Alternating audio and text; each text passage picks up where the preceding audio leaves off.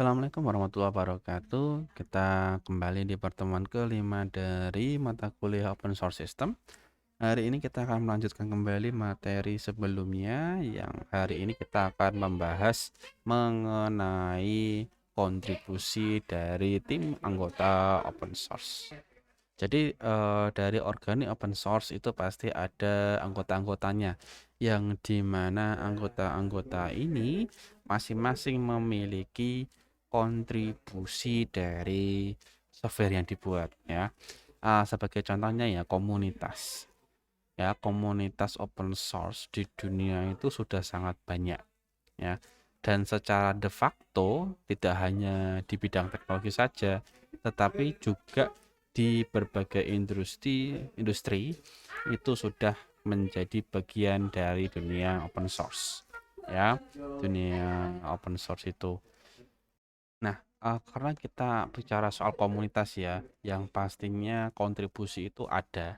Nah, dalam melakukan kontribusi itu pun juga tidak bisa sembarangan. Harus ada yang namanya strategi agar tidak merusak reputasi perusahaan meskipun di-backing-i atau didukung oleh komunitas sumber terbuka yang menimbulkan resiko hukum. Nah, kenapa sih kok kontribusi ini sangat penting di dunia open source ya?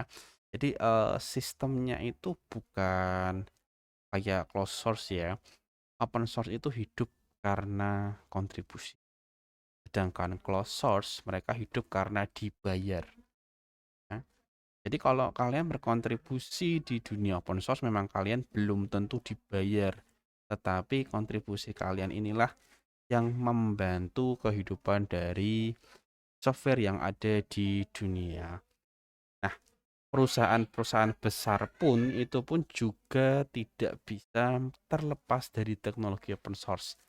Kalau nggak percaya, kita punya Intel, kita ada IBM, kita ada Samsung.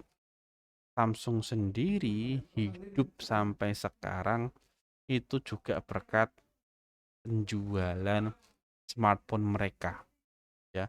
Smartphone mereka itu pun juga pakai sistem operasi open source. Coba andaikan Samsung sampai sekarang masih mempertahankan Symbian, ya, apakah bisa sesukses sampai sekarang? Ya enggak kan? Nah, memang banyak sekali perusahaan yang mengandalkan open source.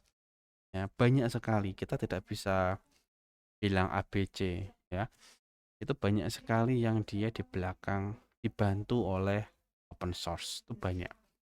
Nah, kita bicara salah satu contohnya adalah Linux. Ya, Linux sendiri pun juga sama. Ya, Linux itu sukses karena di-backingi oleh 1.300 perusahaan. Jadi ada banyak sekali orang-orang yang di belakang Linux. Ya.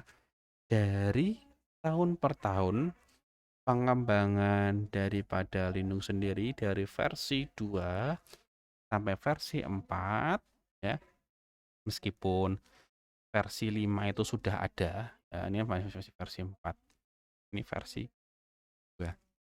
Ya. Terjadi yang namanya fluktuasi, naik turun, dari orang-orang yang berkontribusi di belakang Linux. Ya. Nah, karena kontribusi inilah Linux juga yang namanya masih hidup hingga sekarang. Jadi kalau kalian andaikan pingin sukses di dunia open source, kalian wajib mencari kontributor dari proyek yang ingin kalian buat. Nah, jadi tidak bisa langsung lepas tuh tidak bisa. Nah, manajemen dari open source sendiri kalau kita lihat memang pertama kali itu terlihat kacau, kacau balau kok ini kok sampai sini ya. Karena memang baru pertama kali.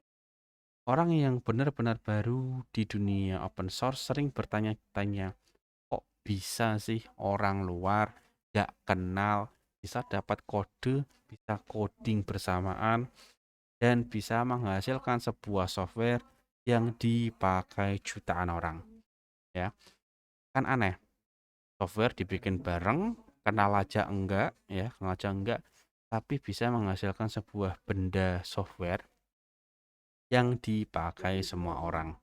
Itulah awal mula munculnya GitHub.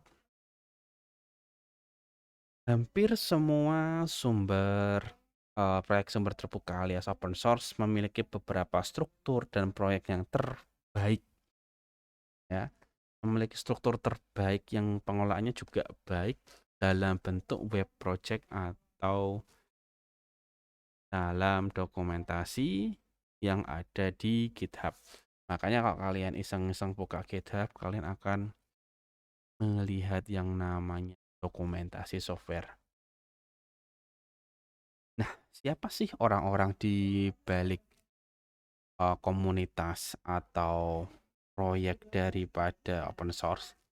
Yang pastinya adalah yang namanya pemimpin. Pemimpin itu wajib ada, ya. Dia punya tanggung jawab membuat keputusan akhir tentang rilis dan kegiatan lainnya. Fokus dari pemimpin adalah keputusan akhir dari versi fitur, ya. Itu adalah pemimpin. Kemudian ada maintainers alias orang-orang delegasi. Ya, di sini ada orang delegasi yang tanggung jawabnya adalah mempertahankan kode tertentu dari proyek ya. Dan di dalam proyek besar. Intinya apa? Ketika maintainers ini diperintahkan untuk bekerja, maka tugasnya adalah menjaga paradigma daripada software yang dibuat sehingga tidak melenceng dari tujuan dari proyek yang dibuat ya.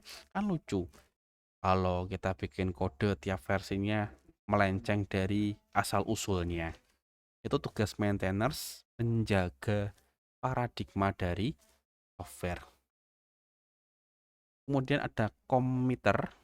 Committer adalah programmer atau kontributor project yang sudah diandalkan ya.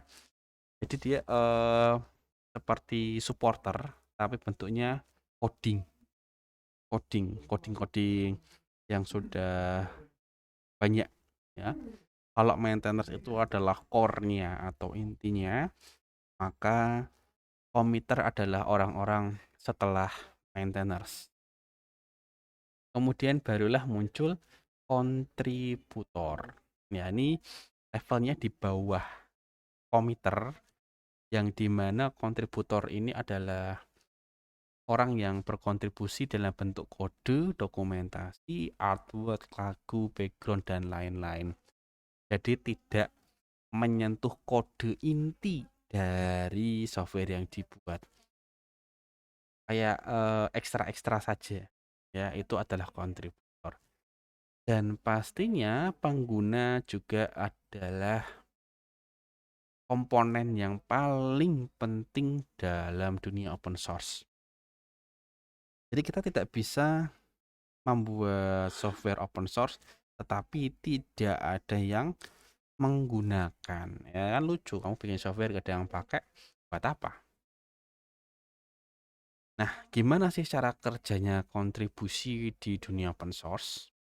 Yang pastinya harus tahu dulu pedomannya. Karena project itu kadang bervariasi tergantung dari siapa pemimpinnya.